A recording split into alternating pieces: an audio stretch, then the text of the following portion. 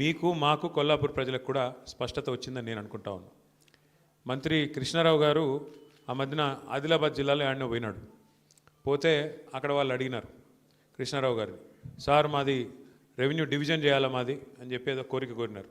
కోరితే కృష్ణారావు గారు మరి ఆ రోజు ఏం మూడ్లో ఉన్నాడో ఏం ఆలోచించుకున్నాడో కానీ చాలా స్పష్టంగా చెప్పినాడు.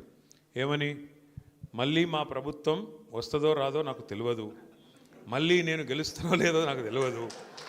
ఆయనకు తెలియదేమో కానీ కొల్లాపూర్ ప్రజలకు తెలుసు, మళ్ళీ గెలిచే సమస్య లేదు, ఖచ్చితంగా ఈసారి ఓడగొట్టేది పక్కా. ఎందుకంటే నేను ఆయన మీద ఏదో కోపంతో చెప్పట్లేదు, ఆయన మీద వ్యక్తిగతంగా నాకు కోపం ఉండాల్సిన అవసరం కూడా ఏమీ లేదు. ఎందుకు గెలవరు అంటున్నా అంటే కాంగ్రెస్ పార్టీ స్పష్టంగా ఒక్క మాటలో చెప్పేయచ్చు. రామాయణం గురించి చెప్పండి అంటే కట్టే, కొట్టే, తెచ్చే, మూడు ముక్కల్లో చెప్పొచ్చు. అట్లాగే కాంగ్రెస్ ప్రభుత్వం 2 ఏళ్లలో వీళ్ళ పనితీరు ఎట్లా ఉంది అని అడిగితే ఎగవేతలు, కూల్చివేతలు, పేల్చివేతలు తప్ప చేసింది అయితే ఏమీ లేదు. ఎగవేతలు అంటే 420 హామీలు ఇచ్చి 6 గ్యారెంటీలని అలవిగాని మాటలు చెప్పి అడ్డమైన అబద్ధాలు చెప్పి కుర్చీలో కూర్చున్నారు. కుర్చీలో కూర్చున్న తర్వాత ఏం చేస్తున్నారో 2 ఏళ్ళ నుంచి నాకంటే బాగా మీకే తెలుసు. ఊర్లలో ఎంత అవస్థలు పడుతున్నారో రైతులు మీకు తెలుసు. ఇక పేల్చివేతలు, మనమేమో చెక్ డ్యాములు కట్టినాం, ప్రాజెక్టులు కట్టినాం. మీ దగ్గర నార్లాపూర్ రిజర్వాయర్ కట్టి కేసీఆర్ గారే స్వయంగా వచ్చి బటన్ ఒత్తి ఆ పంపు చాలు చేసి నీళ్లు 145 మెగావాట్ల పవర్ ఉండే పంపు పెట్టి నీళ్లు కృష్ణా నీళ్లను మీకు ఇచ్చే ప్రయత్నం కేసీఆర్ గారు చేసినారు. మా ఆల వెంకటేశ్వర రెడ్డి గారు ఇక్కడ ఉన్నారు. ఒక్క దేవరకద్ర నియోజకవర్గంలో 36 చెక్ డ్యాములు కట్టినారు కేసీఆర్ గారు, ఒకటే నియోజకవర్గం నేను చెప్పేది. అట్లా ప్రతి నియోజకవర్గంలో అద్భుతమైన పనులు జరిగినాయి. మనమేమో ఆ పని చేసినాం, నిర్మాణం చేసినాం, వీళ్ళేమో విధ్వంసం చేస్తున్నారు. ప్రపంచ చరిత్రలో ఎక్కడైనా సరే చెక్ డ్యాములు కట్టాలి, చెరువులు కట్టాలి, నీళ్ళు ఇవ్వాలి అనే పద్ధతిలో ఆలోచించిన ప్రభుత్వాలను చూసినాం. కానీ మేడిగడ్డను పేల్చేయాలి, చెక్ డ్యాములను పేల్చేయాలి, అవసరమైతే ఆ బ్యారాజీని కూలగొట్టైనా సరే రాజకీయంగా లాభం పొందాలి అనే వికృతమైన ఒక కుసంస్కారమైన ప్రభుత్వం, కుసంస్కారమైన పార్టీ బహుశా భారతదేశ చరిత్రలో ఒక కాంగ్రెస్ పార్టీ మాత్రమే. ఇక మీకు తెలుసు, కూల్చివేతలు అయితే మీరు చూస్తూనే ఉన్నారు. ఎంత పెద్ద ఎత్తున పేదల ఇండ్లు గులగొడుతున్నారు ఇలా రాష్ట్రంలో మీరు చూస్తూ ఉన్నారు. ఒక్క దగ్గరని కాదు, మహబూబ్ నగర్తో ప్రారంభమైంది.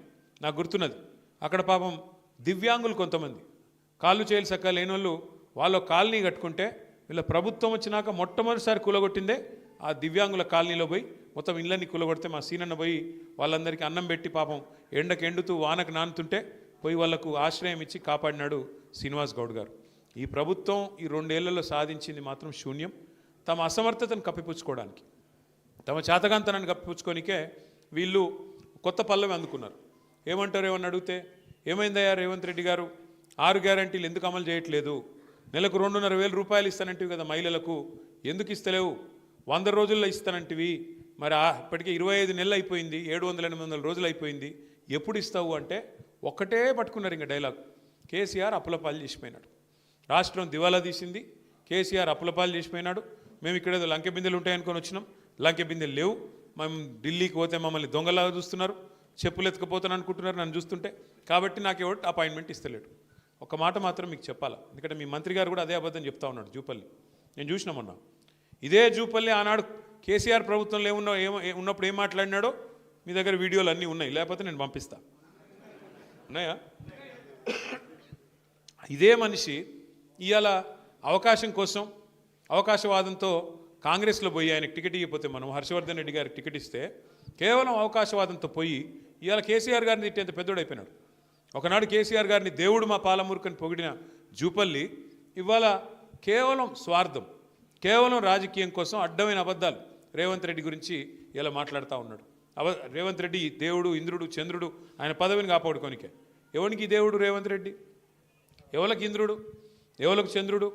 ఏది మోసం చేసి మొత్తం రైతులందరినీ, ఒకరినిద్దరిని కాదు రైతులందరినీ మోసం చేసినాడు కదా. ఎన్ని మాటలు చెప్పినాడు కేసీఆర్ గారు. 2 పంటలకు రైతు బంధు ఇస్తే 3వ పంటకి ఇవ్వాలా అన్నాడు.